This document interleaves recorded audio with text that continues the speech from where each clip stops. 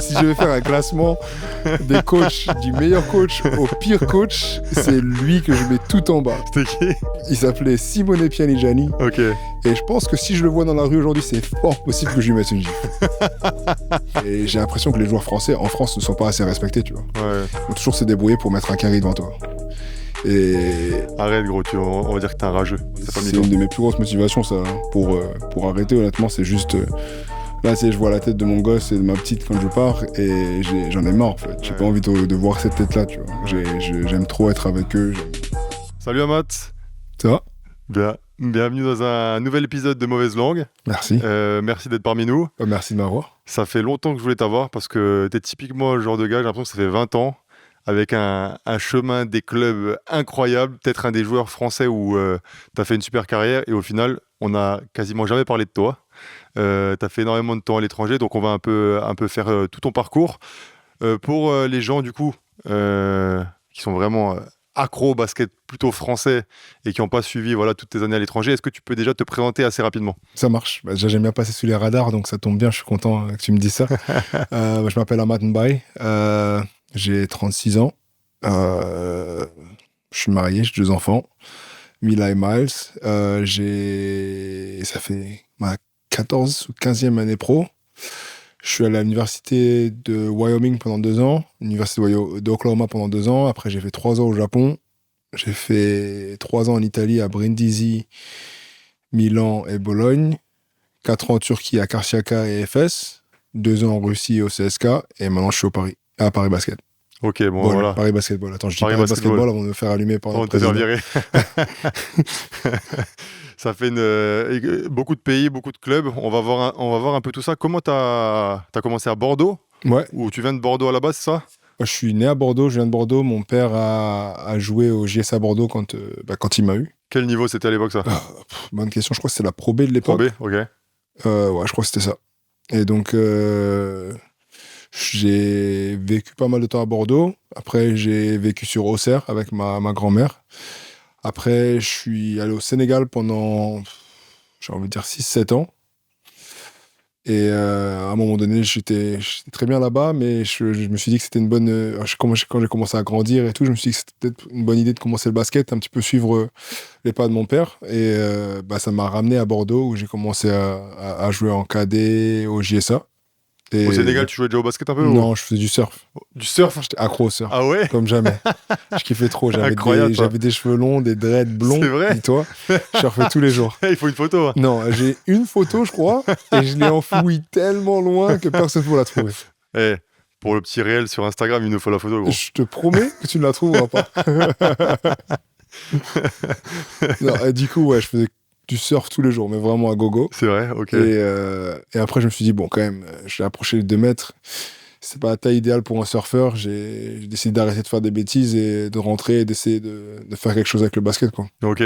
Et comment t'arrives? Parce que moi, la première fois que je t'ai vu, c'est au centre de formation du Havre. Ok. Mais avant ça, il me semble que quand tu viens du Sénégal, t'étais avec Babacar Sy et tout? Non, pas encore. Pas encore, ok. Babacar Sy, j'étais avec lui après le Havre, justement, quand je suis allé aux États-Unis. Ma première expérience avec Babacar, c'était en prep school à Stonebridge Prep. Donc d'abord, tu vas au Havre. Ouais. Comment le Havre te repère? Parce que bon, le Havre, on en a déjà parlé dans le podcast. Maintenant, pour les gens, ça semble bizarre parce que le Havre, c'est que de la N1. Ouais. Mais à l'époque, le Havre, c'était une équipe, c'était les Avengers. Il y avait Cholet, il y avait le Havre. Hein. Nancy aussi. Là, c'est vrai que notre groupe en espoir, et même en cadet, il était incroyable. Et moi, c'était un petit peu, je sais pas envie de dire par chance, mais il recrutait mon cousin, Babacar Diouf, qui est de Bordeaux également, qui joue en N2 ou N3 aujourd'hui. Je suis pas sûr, j'ai une mémoire un petit peu nulle. J'ai envie de dire à Salon-en-Provence. Ok. C'est quelque chose? Ouais, c'est ça. Et il le recrutait. Et c'était un petit peu un package deal, en fait, parce qu'ils m'ont repéré en même temps. Et du coup, j'y suis allé avec lui. Et c'est comme ça que je suis arrivé au Havre. Ok. Et dis-moi pourquoi, après, tu pars aux États-Unis. Qu'est-ce qui t'a donné envie d'aller aux États-Unis alors que tu es dans un centre de formation comme le Havre qui sortait quand même des gars, quoi. Ouais. Écoute, la raison principale, en fait, c'est que c'est pour mes études, parce que si je me souviens bien, j'avais été... Qu'est-ce que je voulais faire? Pardon. Je suis en train de réfléchir à ce que je voulais faire. Il y avait... Surfeur. Non, mais il y avait un truc avec les études que je voulais faire et j'avais pas été accepté.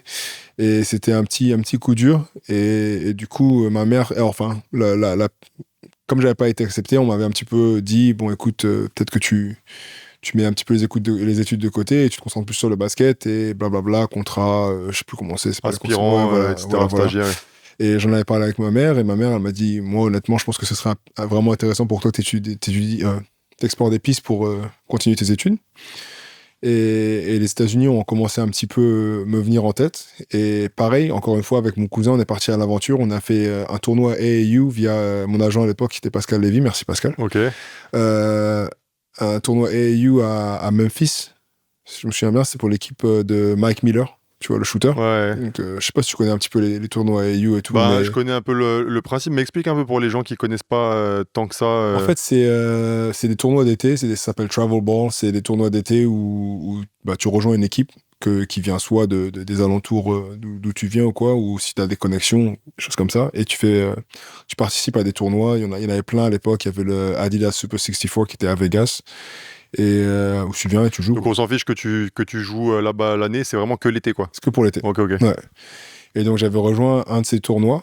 Et j'avais vécu une expérience incroyable. On avait passé un été de fou avec mon cousin, encore une fois, mon partenaire, en crime. Et c'était vraiment cool. Et ça a commencé à mettre une petite graine dans la tête. Et l'année d'après, je suis rentré au Havre. J'ai fait mon année en espoir. Mais déjà, pendant toute l'année, je gambergeais. Ouais, je gambergeais vachement par rapport à ça. Et ça m'a vraiment piqué.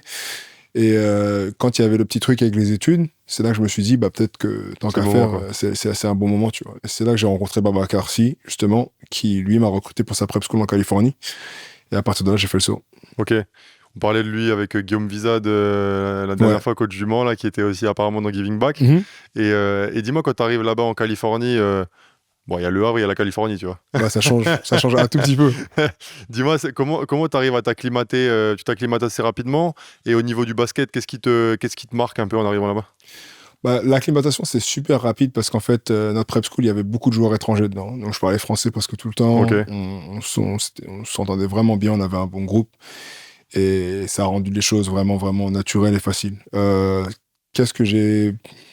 basket là-bas, c'est beaucoup plus intense, beaucoup plus de motivation, beaucoup plus de discours, que ce soit, même des fois, c'est un petit peu superflu, tu vois. Ouais.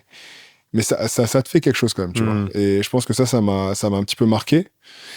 Et puis, ouais, l'aspect physique, tout simplement, la rapidité du jeu et tout. Ok, surtout à cet âge-là. Tu parles des discours, peut-être que maintenant à 36 ans, le gars il te sort le même discours, tu dis bon. Bon, c'est sûr. Pas à moi, mais. Bah, c'est sûr. À cet âge-là, tu vis ton rêve américain. Je peux dire la même chose de tous tes coachs européens. De tous les coachs, ouais. Et donc, tu es en prep school. Tu vas directement à la fac après? Ouais. Ou alors tu dois passer d'abord par un high school ou Non, j'ai fait une année de prep school, après je suis allé à l'université de Wyoming directement. Okay.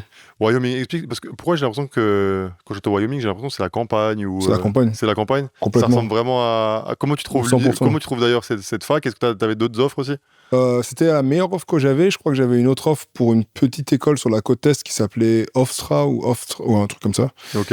Et non, c'était la meilleure offre de loin. Et aussi, cette école-là avait déjà recruté pas mal de joueurs qui étaient passés par ma prep school. Il y avait Boubacar Silla, Djibril Thiam, Arthur Buedo.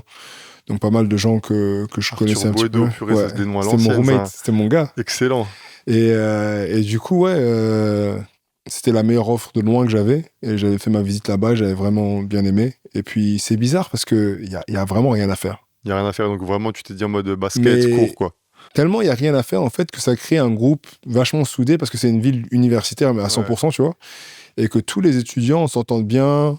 On faisait la fête à gogo, on s'entendait vraiment bien. Il y avait une vraie bonne vie de campus, tu vois. Et comme expérience de collège, surtout ma première expérience, c'était super. J'avais eu Wilfred Yeguet qui me parlait de Florida, tu vois. Par contre, ça c'est encore un autre level. Ouais, c'est sûr. Ça. Mais justement, il y a combien de personnes dans un un campus comme Wyoming? Je peux pas te dire. Je me souviens pas des chiffres exacts, mais par rapport à Florida, c'est beaucoup plus petit. Ouais, mais par contre, t'as quoi, une année ou 2 années là-bas? 2 ans. 2 ans là-bas? Ouais. Et après, tu transfères à Oklahoma? C'est ça.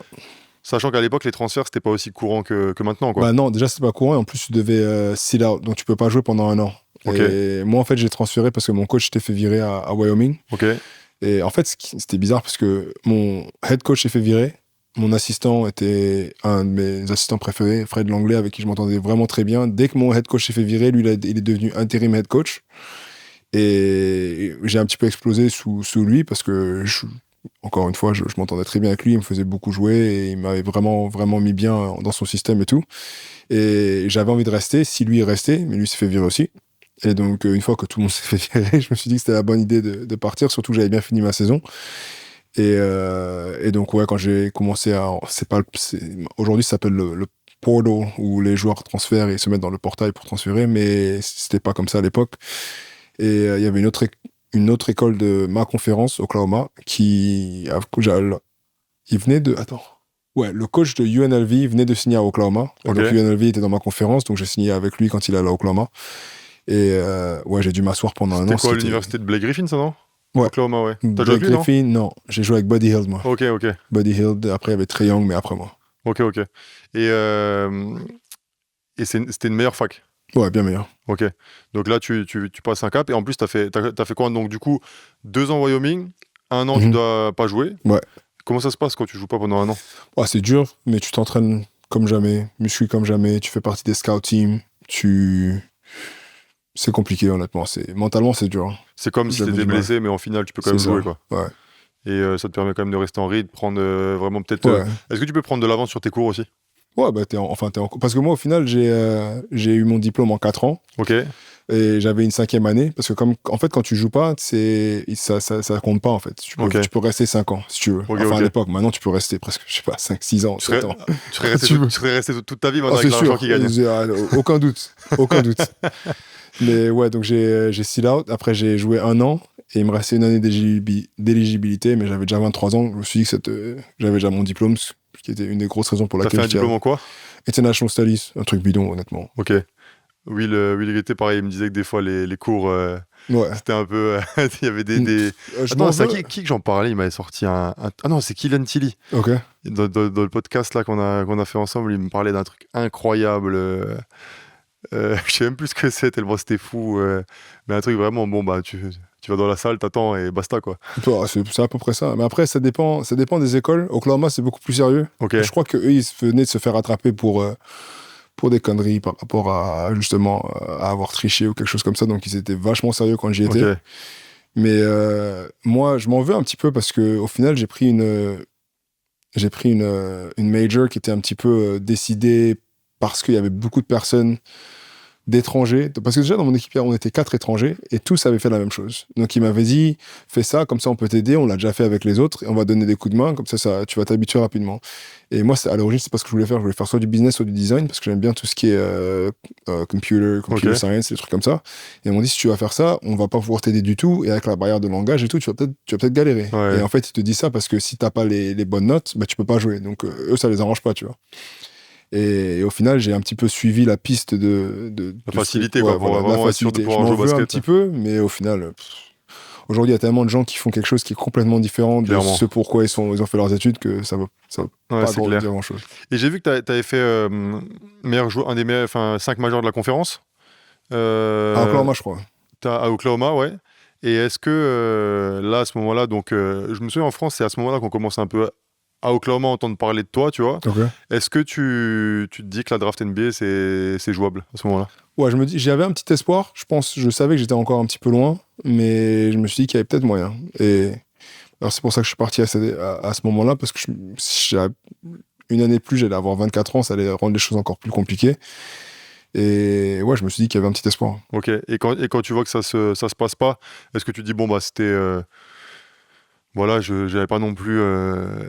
t'étais pas projeté non plus top 10 de draft, ça se fait pas. T'avais déjà un plan B dans la tête. Comment ça se passe un peu dans ta tête à ce moment-là? En fait, mon coach au Japon, mon agent était son agent. Okay. Donc, on avait développé ce plan B assez rapidement pendant l'été. Et après, mes workouts avec les équipes NBA, c'était vraiment très bien passé, surtout avec, je crois que c'était les Clippers, les Spurs et les Pacers, c'était vraiment bien passé, donc j'avais toujours ce petit espoir, mais au final, ils ont fini par drafter des gens qui avaient eu des bien meilleures carrières de collège que moi, d'université que moi, et donc très rapidement, je savais que j'allais au Japon après que la draft ne soit pas faite. Ok. Et le Japon, donc parce que ton agent, il avait le même agent que le coach. L'Europe, toi, c'était pas une option. Parce que le Japon, au final, c'est quand même un pays. Maintenant, on commence Ouais. à en entendre parler. Il y a quand même quelques Français qui Mhm. y vont maintenant, mais à l'époque, c'était pas forcément le cas, quoi. Ouais. Bah, en fait, il y avait deux choses qui ont plutôt motivé mon choix, j'ai envie de te dire. C'est un, je savais que j'avais besoin de me développer techniquement. Ok. Tu jouais Et 4 déjà? je jouais 4, Ouais. mais je savais que si je voulais avoir une chance d'aller en NBA, à l'époque, les undersized four, ça se faisait pas trop, tu vois. Ouais. C'était plus la Marcus Aldridge, les gens stock moi, tu vois. Et donc, si je voulais pouvoir avoir une chance d'aller en NBA, il fallait que je me développe en 3. Ouais. Donc, travailler sur le shoot, le handle, tout ça, tout ça.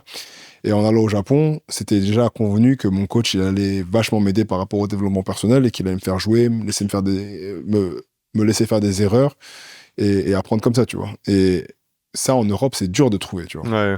Et la deuxième chose, c'est que je voulais pas rentrer en France parce que je sais pas si c'est une conversation pour aujourd'hui, mais ça peut être une conversation pour aujourd'hui, mais j'ai l'impression que les joueurs français en France ne sont pas assez respectés, tu vois. Ouais. Ils vont toujours se débrouiller pour mettre un carré devant toi.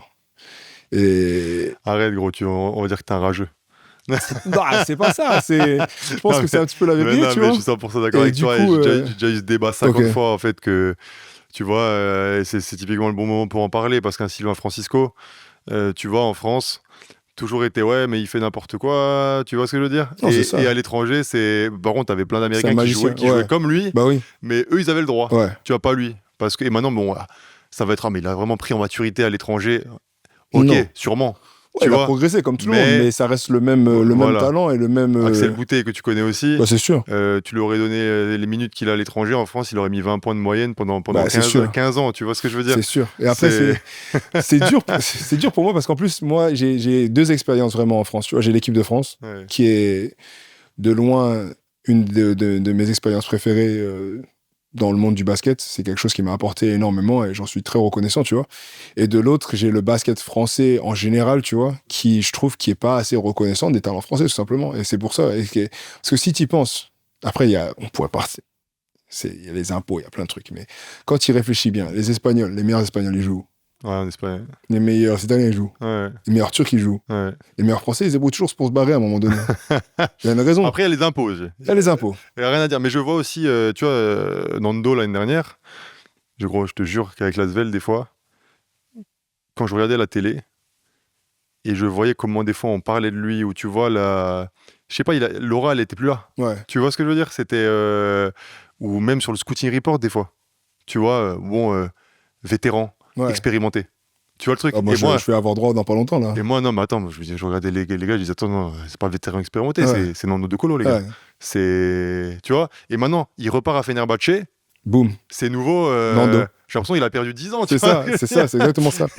Je ne saurais pas exactement te décrire ce que c'est, mais c'est vrai que c'est un truc qui m'a fait Je peur pense très rapidement. tu vois. on est jamais prophète dans son pays, en fait. Bah, Tu vois. Et tu vois, je sais typiquement, pas, parce que- toi, je pense que tu avais plus d'aura, entre guillemets, en équipe de France qu'en club.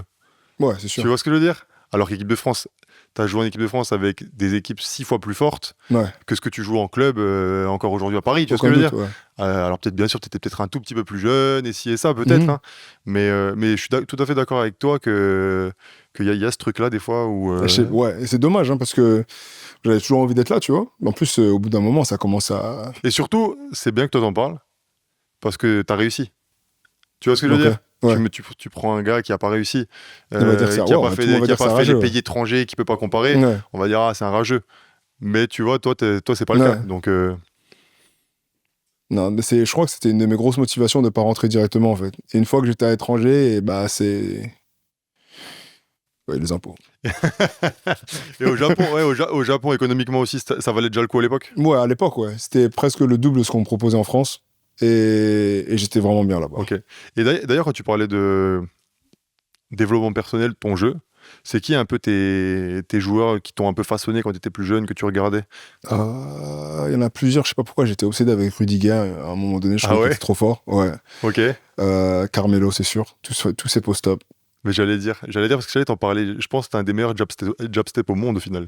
Non? Merci, gros. Non? Ça fait plaisir à entendre, mais ouais, le jab step, c'est mon arme numéro 1. Je sais même pas comment les gens ils tombent encore dans le panneau parce que.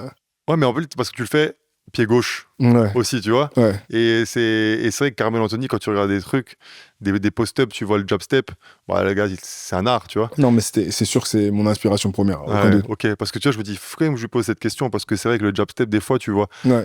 il y a des gens, ils font des différences, mais toi, tu fais des vraies différences, quoi, tu vois, c'est pas... Ouais, mais après, lui, c'est tout son mid-post. Je l'ai grave. Je l'ai beaucoup regardé. Parce Ok. que, en plus, moi, ça m'a mis un petit peu de temps à développer mon tir à 3 points et tout. Et par contre, j'avais toujours un mid-range qui était assez correct. Et donc, du coup, je le regardais à fond et j'essaie de vraiment m'inspirer sur lui.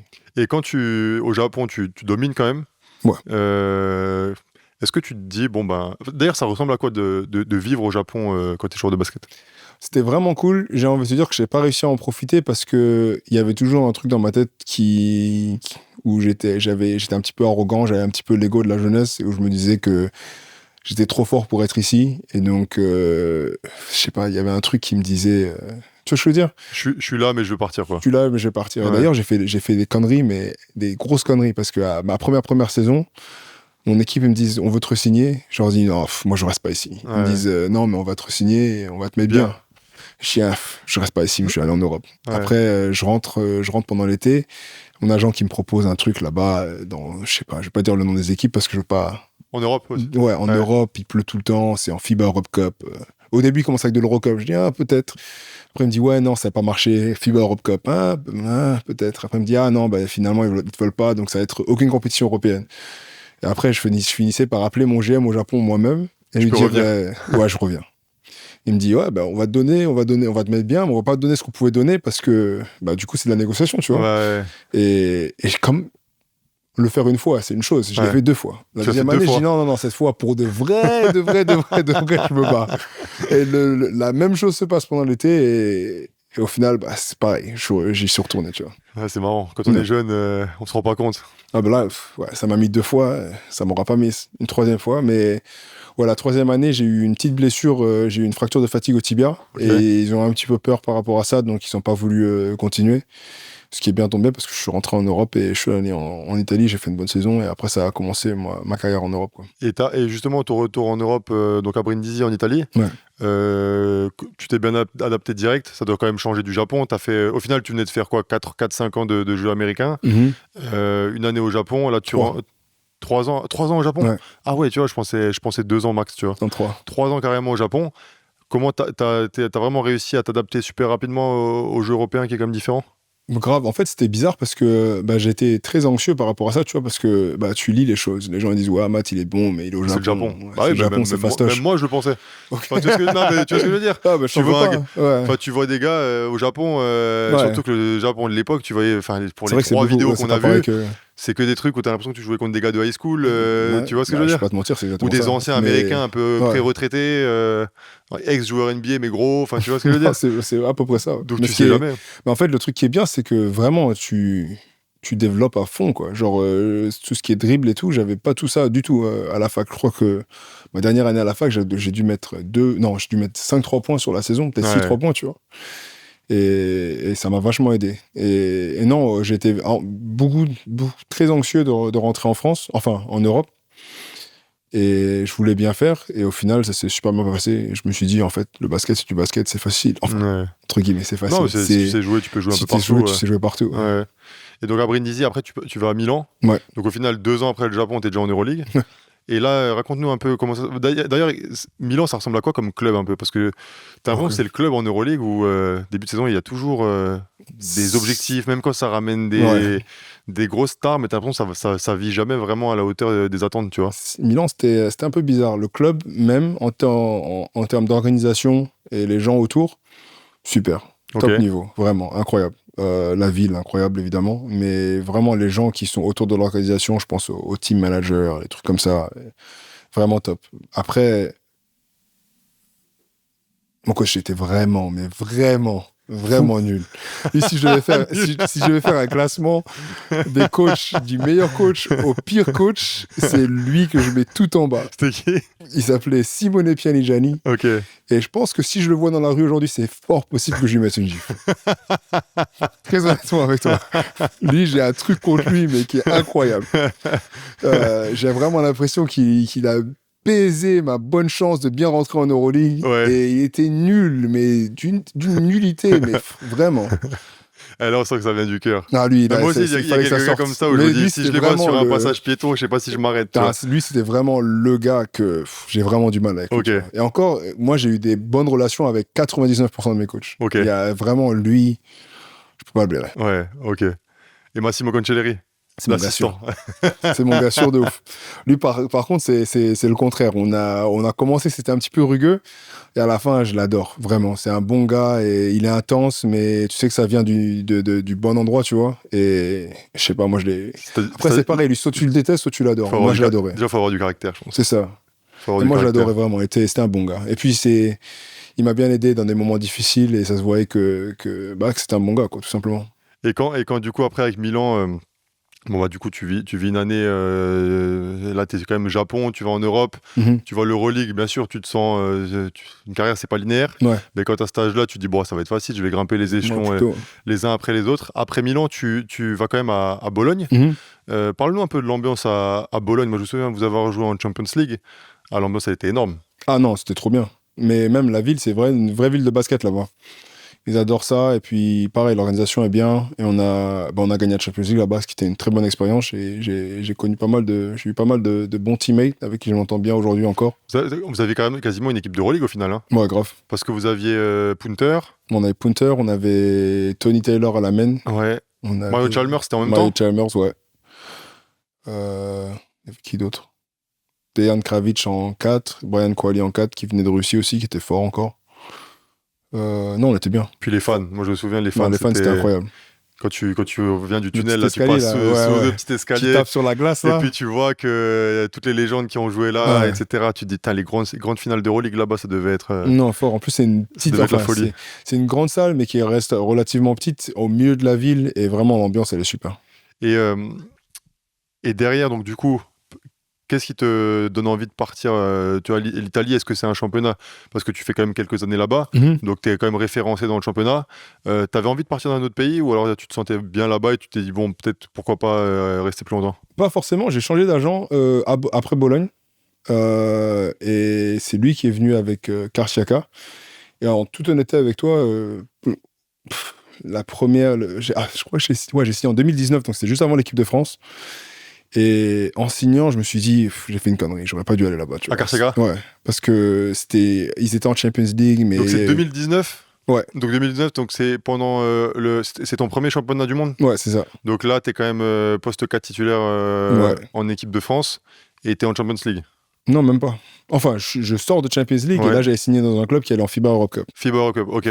Ouais. Et je me suis dit, j'aurais dû attendre, j'aurais dû être patient. Ça, c'est un autre problème. Je suis pas patient du tout. C'est toujours la sécurité. Dès qu'il y a un bon truc qui tombe, je le prends et moi, je suis comme toi, gros. J'aime pas. Et d'ailleurs, maintenant, avec l'expérience, tu penses que. Je pense que c'est l'été où j'aurais pu attendre un petit peu. Ok. Mais bon, attention. Après, je suis resté 3 ans à Karsiaka et j'ai adoré. Japon.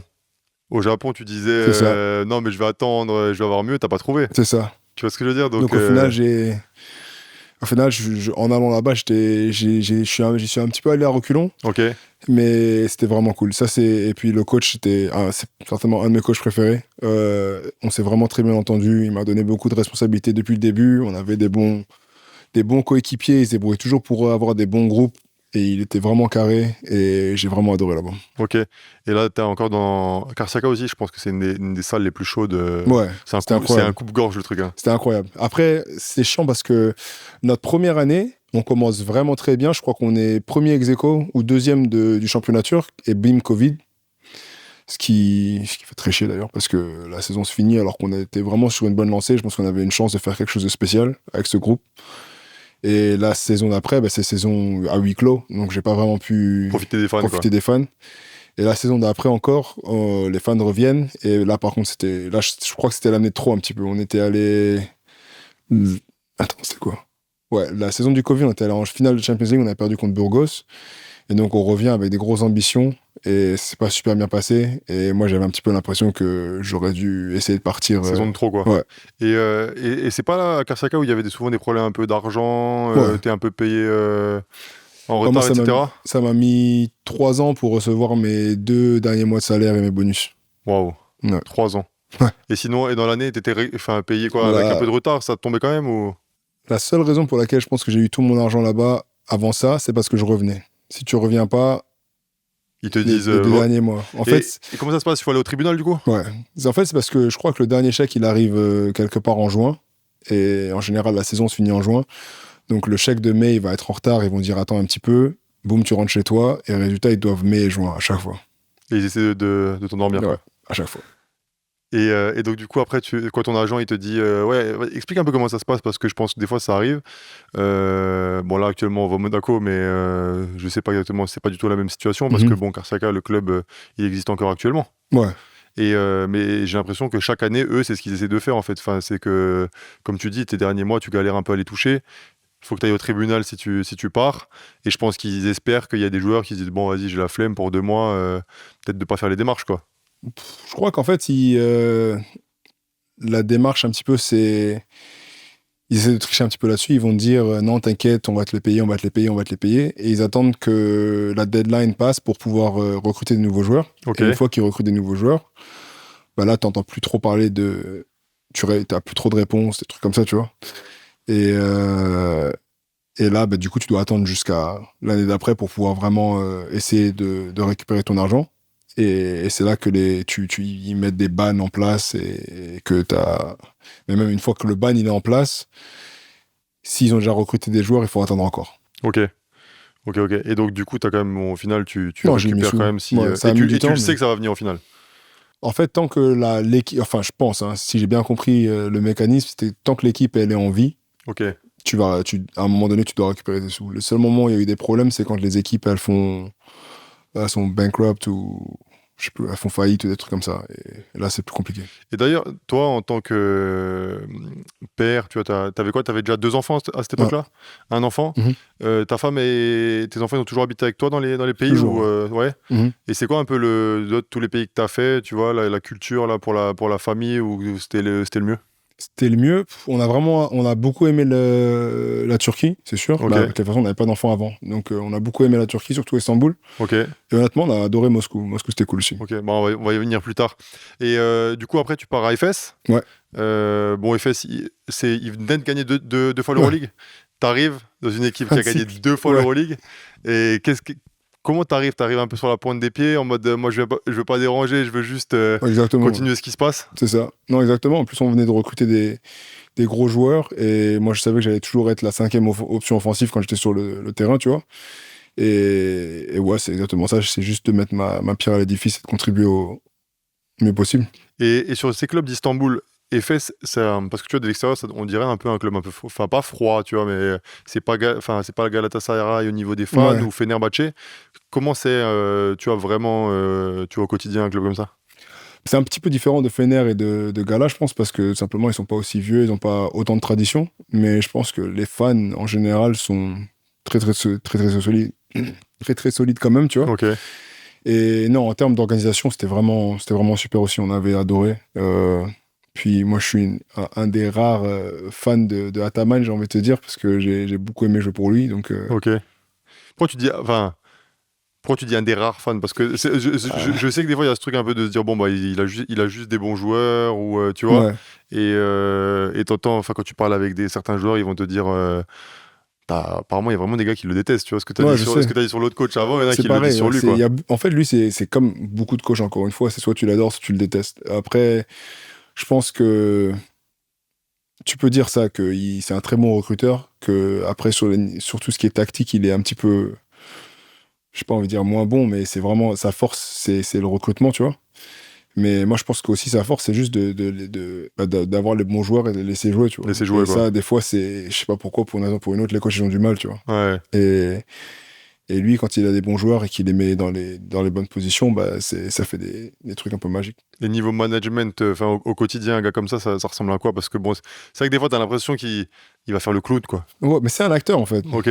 C'est simple. Et une fois que tu comprends ça, ça y est, une fois que tu l'as compris, ça te surprend plus et ça va, tu vois.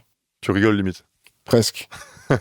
Il va faire ses trucs et tu le laisses faire ses trucs et tu passes à autre chose. Tu vois. Mais Après, ce que j'aime bien avec lui, c'est que vraiment, si tu joues et si tu joues bien et si tu fais les choses comme elles sont censées faire, il s'en fout si tu es le plus gros salaire du club ou le plus petit salaire du club, il va te faire jouer. Tu vois ce que je veux dire? Ouais.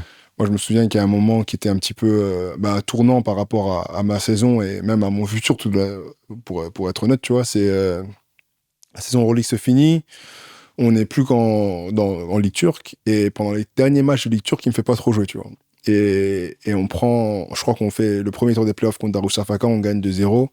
Après, on commence à jouer Fener et dans ma tête, tu vois, moi je suis en vacances, mais c'était dur à vivre un petit peu, tu vois. Parce que je vais plus jouer, quoi. c'est ça. Je me dis, je vais plus jouer, mais en plus, ça fait chier parce que, encore, tu sais, l'Italie, d'accord, peut-être, non, pas l'Italie en fait. Genre, j'avais retourné à Turquie pendant 3 ans, je me dis, tu peux pas ne pas me faire jouer en Turquie. Je connais le championnat comme le dos de ma main, tu vois. Ouais.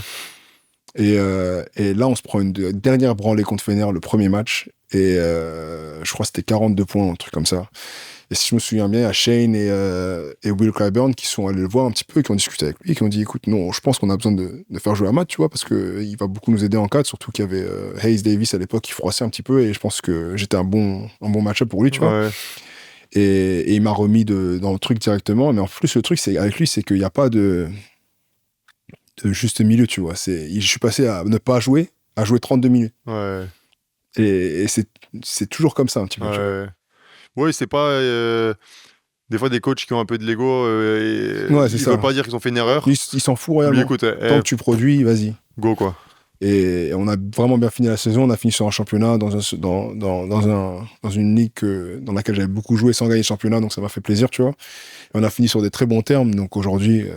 Et c'est un gars, dans la presse, enfin, tu vois, il met souvent des grandes bastos aux joueurs. C'est du cinéma. Mais dans le vestiaire, est-ce qu'il dit la même chose? Il dit la même chose, sans balai. Ok. Non, mais ça va. Moi, je l'ai vu virer un joueur, mais je l'ai vu virer un joueur après un match gagné, dans le vestiaire. Ok. Il a dit, déjà, il m'a allumé moi. C'était la première chose qu'il a fait. Il a dit, Ahmad, t'as shooté 1 sur 8. Si nos coachs ne sont pas assez bons pour t'aider à shooter, va trouver un coach du côté asiatique de Istanbul et va shooter avec lui pendant tes jours off. Ok. Mais débrouille-toi. Mais en tout cas, et après, il est passé au prochain. Il a dit, toi, je vais pas dire son nom. C'était un Turc. Il a dit, toi, on t'a pris parce qu'on croyait que t'étais bon, mais t'es nul. Nous, on est un grand club, on va te payer, mais tu fais plus partie de l'équipe, je veux plus te voir. Oh, on a gagné, hein. Ok. Et voilà, c'était la dernière fois. Tu l'as plus jamais revu. Après, moi, je me suis dit, mais attends, c'est pas possible. Il déconne, tu vois. C'est pas vrai. Il peut pas virer un gars comme ça, tu vois. Après, je vois tout le monde lui faire des câlins, lui faire des au revoir et tout. Je dis, le gars, comment ça? Mais après ça, il était plus avec nous. C'est incroyable. C'est fou. Il a été payé. Mais il était payé. On est un grand club. On a l'argent. Et t'as fait 1 an à FS du coup? Ouais. 1 an, donc tu finis sur un titre. Ouais. T'as toujours fait des parcours un peu genre 4-5 ans en Italie, ouais, un petit peu, 4-5 ans en Turquie. Enfin, j'ai fait 3 ans à Karşıyaka, 3 ans au Japon, et 2 ans à CSK. Mais à part ça, j'ai fait beaucoup de 1 an. Au final, c'est pas tant de 1 an que ça. Ouais, mais dans les pays en gros, quoi, tu vois. Ouais, dans les pays, j'ai fait pas mal de temps. Et derrière, donc tu vas à Moscou. Ouais. Dans un contexte, bon, géopolitiquement, c'était déjà un... ouais. C'était pas comme les toutes premières années quand Casper Ware et tout, ils ont signé direct. C'était un petit peu plus calme. En Russie, c'était un peu plus calme, mais quand même, ça restait un championnat où plus personne. Enfin, tu vois, moi, je pourrais même pas te dire qui joue en Russie actuellement, tu vois, parce que tellement plus personne en parle. Ouais. Alors que quand tu te plonges dans les effectifs, il y a des gros joueurs, tu vois. Non, grave. Et qu'est-ce qui au-delà de l'argent et des impôts, deux gros motifs. Qu'est-ce qui t'a donné envie d'aller au CSK? Ma plus grosse envie, au fait, c'est après avoir quitté FS. Déjà, FS, j'avais adoré. Je voulais vraiment rester. C'est un autre truc. Je pourrais te parler du coach qui est venu, mais bon, c'est pas grave, il se fait virer. C'est lequel, celui-ci? C'est le... Avec la moustache? Ouais. Je peux pas le blairer. C'est vrai encore. J'ai jamais joué pour lui, mais je peux pas le blairer. Parce qu'il t'a pas gardé, quoi. Bah ouais, en fait, j'avais tellement envie de rester que ça m'a vraiment fait mal, tu vois. Parce que j'ai adoré Istanbul. Ma femme était enceinte. On avait déjà visité les hôpitaux et tout. Et j'adorais Istanbul. Et j'étais vraiment bien. Et toute l'organisation m'aimait bien. Je m'entendais bien avec tout le monde, tous les joueurs. Et en plus, tu sais, j'avais vraiment ce côté... L'Euroleague, en fait, c'est... Les gens ne s'en rendent pas compte, mais c'est facile. Ouais. Parce que surtout quand tu joues dans une équipe comme ça, avec des Shane Larkin qui font toujours les bons reads au bon moment, et que tu es la dernière option offensive, encore une fois, bah, tu as des shoots fauteuil à gogo. Je suis à 56% à 3 points là-bas. Ouais. Et parce que c'est facile, en fait. Mais ça, c'est encore un autre truc. J'adore que tu dises ça, parce que souvent, des fois, en France, on a eu des joueurs qui étaient des bons joueurs d'Euroleague, pas des stars, hein, tu vois, mais des bons joueurs d'Euroleague, et quand ils sont arrivés en France, il y en avait un à Pau. Il y avait Blutenthal au Mans à l'époque. sais, qui venait du Maccabi Tel Aviv, mais Ok. dans les années 2000, je sais pas, 10, 12, 13, un truc comme ça. Et c'est souvent, c'était en mode, ah, comme il vient d'Euroleague et il est à 10 points de moyenne en Euroleague, c'était. Alors maintenant c'est différent parce qu'il y a Paris, il y a Monaco, il y a l'Asvel, l'Euroleague, tu le vois un peu plus. Mais à l'époque, c'était un peu comme il vient d'Euroleague, c'est sûr, ça va être une star. Ouais. Mais c'est pas le même boulot en fait. Non, C'est pas le même métier de devoir mettre 15, 16, 17, grave. 18 points Pas du tout. et justement être seul et attendre. Ouais. Et avec l'Euroleague, c'est pour ça que Et puis c'est l'Euroleague, super intéressant ça. c'est bizarre parce que c'est une autre dimension en termes de les choses, elles sont. Bah, à part quand tu joues contre Paris, les choses, elles sont plutôt prédictibles, tu vois. Hmm. Genre, c'est toujours le même style, c'est les mêmes coverages, c'est un petit peu. Tu sais que si le pick and roll, il va aller là-bas, l'aide, elle va arriver d'ici, que ça va faire boum boum, tu vois. Donc, tu prends, Et- t'habitues, ouais. Ouais, tu t'habitues en fait, et tu sais exactement ce qui va se passer presque à chaque fois, tu vois. Par exemple, Olympiakos, c'est leur short roll avec Vezenkov et Milutinov, tu vois. Genre, ça, tu sais exactement. C'est là où les gars sont forts, c'est qu'ils arrivent quand même à le faire. Ils arrivent très bien à le Ouais. faire, tu vois.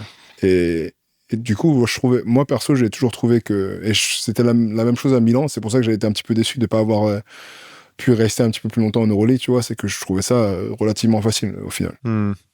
Et donc, Efes, donc du coup, tu pars. Ouais, je pars. Et Moscou, Ah oui, moi, je sais pardon. pas, c'est une ville Ouais. qui m'a toujours attiré, tu vois. Bah, Moscou, c'est super, mais en fait, quand. Léo quand- Westermann, il m'avait parlé aussi en grand bien Ah oui, et c'est tout. vrai. Ouais. Bah, c'est marrant parce qu'on avait le même chauffeur, Dima. Ah ouais D'ailleurs, je te passe le bonjour. Super gentil. Non, mais après avoir quitté FS, j'avais d'autres options en Turquie encore qui étaient très solides, tu vois. Mais j'avais envie de. Comme j'avais goûté un petit peu à ce haut niveau en termes d'organisation et tout, j'avais envie de trouver quelque chose qui était un petit peu au même niveau, tu vois.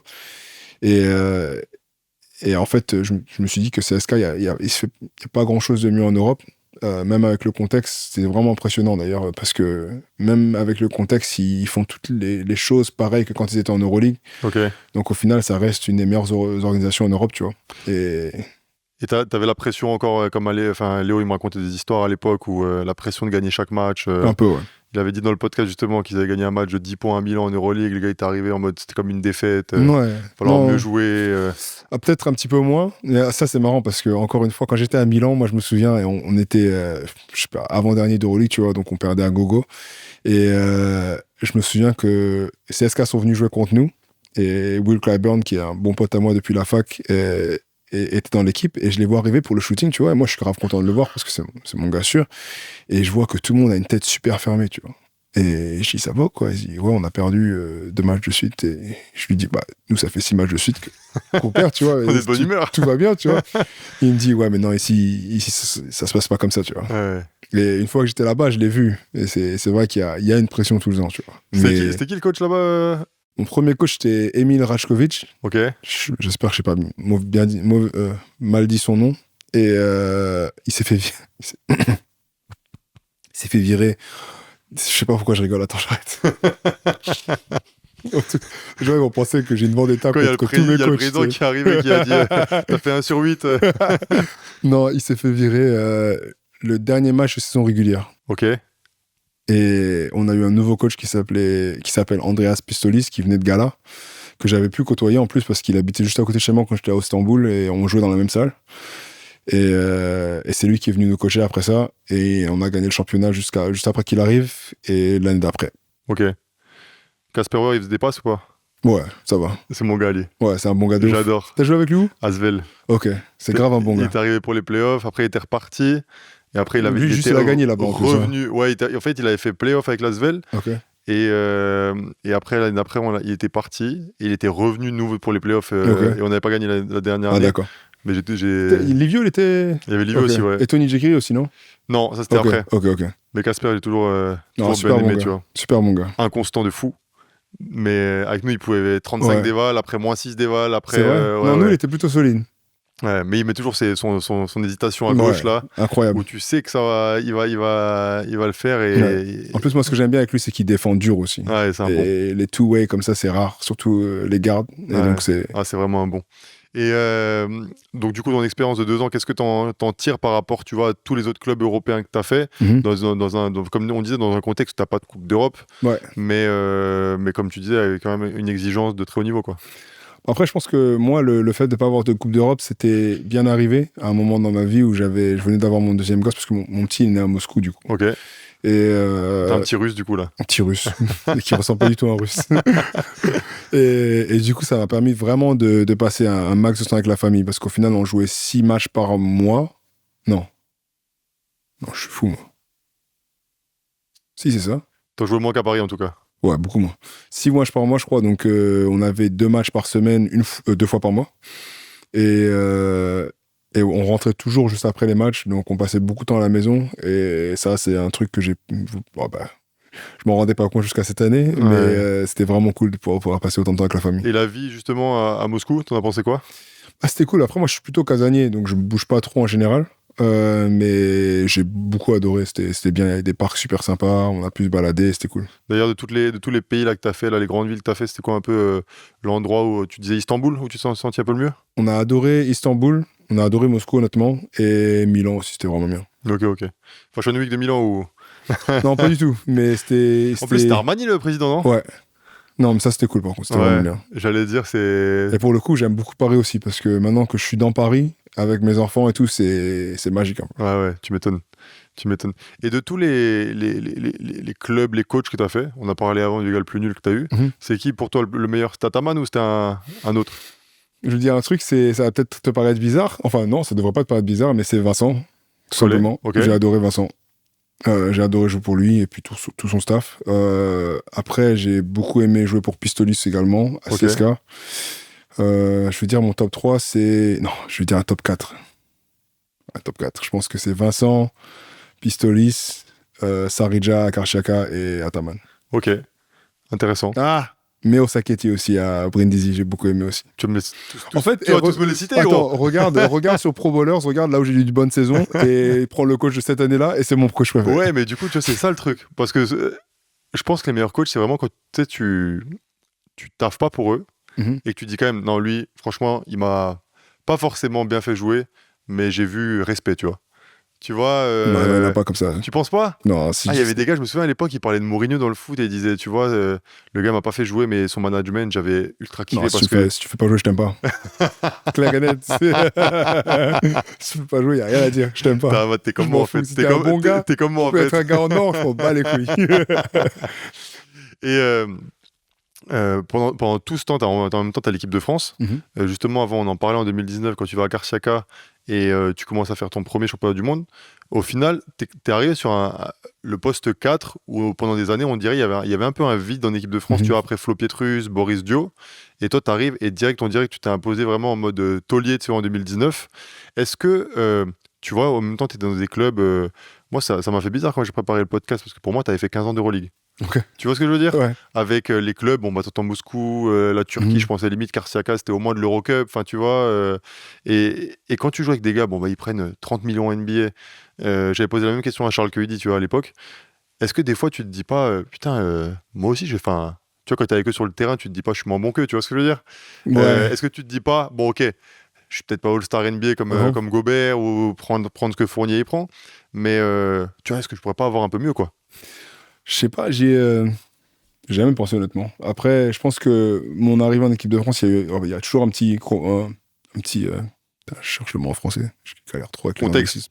Il y a toujours un petit peu de chance dans tout, tu vois. Bon là, malheureusement, la chance c'était que à mon poste, il y avait beaucoup de joueurs blessés. Je crois que Adrien se fait mal pendant la prépa ou avant la prépa, et du coup, ça ouvre un petit peu le poste pour moi, tu vois. Et donc, il y a toujours cette part de chance. Après, c'est dur parce que il y a toujours les vrais bons joueurs NBA, il y a toujours un truc qu'ils ont que tu vois que c'est pas le même niveau. C'est pas le même niveau, tu vois, que t'as pas forcément que ce soit la consistance ou des trucs comme ça, tu vois. Donc moi je pense que c'est sûr que j'aurais pu. Je pense que après c'est dur, je sais pas. En fait, qu'est-ce qui pour toi t'a empêché de faire 10 ans d'Euroleague? Tu vois ce que je veux dire? C'est une bonne question. Est-ce que des fois c'est aussi t'as préféré aller dans des clubs où t'avais plus de ballons, tu pouvais arrêter le jeu, faire des jab steps un peu et Je pense que c'est pas forcément que j'ai préféré, c'est que c'était je sais pas si ça fait peur au club d'Euroleague parce que tu sais, je rentre pas dans un moule où tu sais, je viens, je shoot, je défends et c'est mon jeu est un petit peu j'ai besoin du ballon pour pouvoir être performant, et en plus en 4, t'en vois pas beaucoup des 4 qui ont cette liberté là, tu vois. Tu vois Sacha, et encore Sacha, c'est pareil, il joue pas vraiment comme ça, lui c'est catch and shoot, des coupes, des bons écrans. Il y en a pas beaucoup des joueurs en Euroleague qui jouent comme ça, donc je pense que c'est peut-être mon style de jeu qui était pas forcément adapté au truc, tu vois. Et après, ouais, c'est une bonne question, je pourrais pas te dire. Oh, mais comme tu dis, hein, il y a des... c'est pas le même métier. Hein. C'est ça. Tu sais, moi, je pense dans le basket, il y a différents métiers. Hein. Que ce soit même pas que sur le style de jeu ou le poste de jeu, mais aussi par rapport au niveau, quoi. Je veux dire, tu vois, comme tu dis, tu as besoin d'un gars qui va mettre des points en arrêtant un peu le jeu, qui a besoin de créer son shoot, tu vas peut-être prendre toi. Et si tu as besoin d'un gars qui est juste là dans l'énergie et faire une extra passe, tu fais pas pareil, quoi, tu vois. Non, c'est ça. C'est ça. Toi, t'es un buteur, toi. Après, j'ai envie de te dire que oui, mais par exemple, quand je suis arrivé à FS, dans le registre où j'étais, je me trouvais plutôt performant, tu vois. Ouais. Et j'étais pas un buteur là-bas, parce que des buteurs, on en avait à gogo, tu vois. Mais c'est pour ça que je pense que ça m'avait déçu. Ça m'a vraiment déçu, parce que c'est là que je me suis rendu compte que, encore une fois, c'était facile et que dans ce registre-là, je me débrouillais bien. Donc, je voyais pas, justement, pourquoi il n'y avait pas de raison pour pas finir ma carrière en Euroleague et être constamment en Euroleague après ça, tu vois. Ouais. Et non, je sais pas, c'est... Ouais. Et là, après, tu reviens en France. On a souvent vu quand même, tu sais, il y avait souvent des petites rumeurs Asvel à l'époque. Et justement, même quand l'Asvel était un peu en Euroleague, j'ai l'impression que ton nom, il sortait, même Monaco au début, tu vois. Les deux. Monaco, Asvel, ça sortait tout le temps. Au final, qu'est-ce qui fait que t'es jamais vraiment revenu avant cette année à Paris? Bah, en fait, Monaco, c'était avant FS, je crois. Je leur parlais et on avait commencé à sortir des chiffres. Et on avait quand même bien avancé, parce que je me souviens, j'étais là pendant l'été, je me disais, bon, Monaco, c'est comment? Monaco, c'est comment? J'appelais mon agent, je lui cassais les couilles, parce que c'est ma chose préférée à faire avec mon agent. Et à un moment donné, c'est un petit peu, parti, quoi. Ça s'est plus fait, tu vois. Et je me demandais pourquoi. Et un jour, mon agent, il m'appelle, il me dit, bah, il y a FS qui veut te proposer. Je lui dis, bah, on oublie Monaco, je suis à FS, tu vois. Ouais. Et l'Asvel, je sais plus exactement pourquoi. Si je me souviens bien, on m'avait appelé. On avait discuté, c'était bien passé. On m'avait dit on va te faire une offre très prochainement, et c'est la dernière fois que j'aurais parlé. Tu l'attends encore l'offre? J'entends encore. Ça, c'est incroyable. Ouais. Moi aussi, on m'avait fait ça. C'est vrai? Moi, c'est Limoges. Moi, Limoges, il m'avait fait ça. Okay. Mais en 2013. Demain, le président, il t'appelle. Ok. Ça, tu te dis... Alors, tu sais pas que... Ça se trouve, c'est mon agent qui m'a mytho, je pense pas, non, tu vois. Moi, c'était la personne la plus haute possible à Lasvel qui m'avait appelé, et depuis, bah, j'attends l'offre, quoi. Ok. Je sais pas à quel point c'est dur de juste appeler quelqu'un en disant bon, bah, finalement, ça se fait plus, tu vois. Moi, pour je 30 secondes, et puis on est des grands garçons. C'est ça. Ça, c'est terrible. Sinon, en dehors du basket, bon, t'es un père de famille, mais au-delà de ça... j'ai l'impression que tu as toujours été intéressé par pas mal de trucs. Tu vois, en équipe de France, on parlait, tu avais créé un book club à l'époque où tu mettais des livres sur Instagram. D'où ça devient un peu, tu vois, cette ouverture d'esprit, tu vois, de pas seulement penser au basket. Et tu as été pas un des premiers, mais sur le basket français, les joueurs français, tu vois, qui parlaient un peu de lecture, qui parlaient un peu d'investissement. D'où ça devient un peu ce côté-là? J'ai envie de te dire, c'est que très, très tôt dans ma carrière, je me suis rendu compte que tout ce qui est après basket et tout ce qui est les intérêts autres que le basket, ça reposait entièrement sur moi, tu vois, parce que c'est pas un travail où tu vas avoir une retraite à 60 piges et bim badaboum. Il y a quand même du gros boulot à faire pendant ta carrière, en termes d'éducation et en termes de rechercher des intérêts différents, tu vois, pour toucher à autre chose. Et très tôt, ça m'a obsédé, parce que t'entends toujours parler d'athlètes qui deviennent broke, qui ont plus d'argent, ou des trucs comme ça, et c'est quelque chose ça m'a toujours tellement fait peur, en fait, que j'ai toujours eu envie de m'éduquer au maximum pour pouvoir justement ne pas faire partie de cette statistique-là, tu vois. Surtout que, bon, t'as gagné de l'argent, mais t'as pas gagné le même argent que les exemples qu'on prend. J'essaie d'expliquer à mon fils de 8 ans aujourd'hui. Mais il m'a dit, mais comment ils arrivent à être fauchés s'ils ont gagné autant d'argent? J'ai dit, ils l'ont dépensé. C'est sûr. Après, c'est ça. Les dépenses, elles augmentent. C'est pas le même niveau de dépenses que moi ou que toi, je pense. Je pense que... le niveau de vie, etc. Mais c'est vrai que, bon, voilà, on va pas juger les gens, on n'est pas dans leur situation non plus. C'est sûr. Mais après, c'est toujours les mêmes... Pas les plaindre non plus, hein, mais... Ah non, pas du tout. Mais c'est vrai que Tu vois, tu m'as parlé d'acheter des actions Nike à l'époque, je me souviens que... D'ailleurs, qui sont une des actions les plus nulles de mon portfolio. C'est Nike. Mais ouais. T'as quoi sinon? En plus, c'est juste... Attends. Là, par contre, je vais pas faire la même erreur 3 fois comme au Japon. Juste après que j'ai mis ce tweet-là, je suis presque persuadé que si tu regardes la date précise, tout est parti en couille juste après ça. Donc, du coup, je parle plus jamais d'investissement spécifique. Donc, en fait, dès que t'achètes une action, il faut la shorter derrière. C'est ça. Ou non, dès que j'en parle. Tant que j'en parle pas, ça va encore. Ok. T'as pris du Bitcoin dernièrement? Je te dis pas. et au-delà de ça, qu'est-ce que tu te vois dans quoi? Parce que je sais que t'avais aussi acheté des tacos à Bordeaux, non? Ouais. T'avais ouvert des tacos? Ouais, c'était nul aussi. Nul aussi? Ouais. Et qu'est-ce que ça fait comme bon investissement du coup? Là, j'ai monté un truc qui s'appelle Off-Court Ventures avec lequel on fait pas mal d'investissements dans tout ce qui est start-up et tout. Ok. Pour l'instant, notre portfolio se débrouille pas mal. Okay. On a eu une exit et on a commencé en 2021 ou 2022, je me souviens plus. Donc en 4 ans, on a eu une exit qui était bien. On a fait x5, je crois. Et tout le reste se porte plutôt bien pour l'instant. Donc je considère qu'on fait du bon boulot. Pour l'instant, t'as pas encore mis de tweet, donc c'est bon. Non, c'est ça. Je ne vais pas en parler d'ailleurs. Quand le podcast il sort, le lendemain, je short. Et non, on a fait, j'ai envie de dire, entre 10 et 15 investissements ensemble. Et c'est vraiment cool. J'ai aussi rejoint un autre fonds d'investissement sur Paris et en France en général qui s'appelle Teampact, qui est vraiment cool aussi, qui font de l'investissement impact. Et ça, c'est quelque chose qui m'intéresse vachement, donc c'est sympa. Sinon, ouais, le tacos à Bordeaux, c'est pas bien passé. Et ça m'a... t'apprends, c'est des erreurs restauration, Ouais, c'est la restauration, j'y retoucherai plus jamais. Pourquoi tous les sportifs veulent faire de la restauration? Tu vois ce que je veux dire? C'est une bonne question. J'en parlais avec Kevin Bisley, tu vois, dans la saison 1 du podcast Conseil financier. Ouais. Au gars de Bordeaux aussi, Kevin Bisley, tu vois. Je le connais bien. Et il disait, je sais pas pourquoi tous les sportifs veulent ouvrir un resto, tu vois. Mais même moi, il y a un truc cool avec la restauration. Ouais, je sais pas, je pense qu'on s'imagine passer de table en table, tranquille, se poser. Et t'es là dans ton resto, quoi, tranquille. En fait, c'est pas ça. Non, c'est pas ça. C'est pas ça. Après, c'est vrai que les marges sont nulles. En plus, c'était juste avant le Covid. Donc, il y a eu le Covid. Et après, moi, elle a été très mal gérée. Et c'était quelque chose que j'ai pas pu.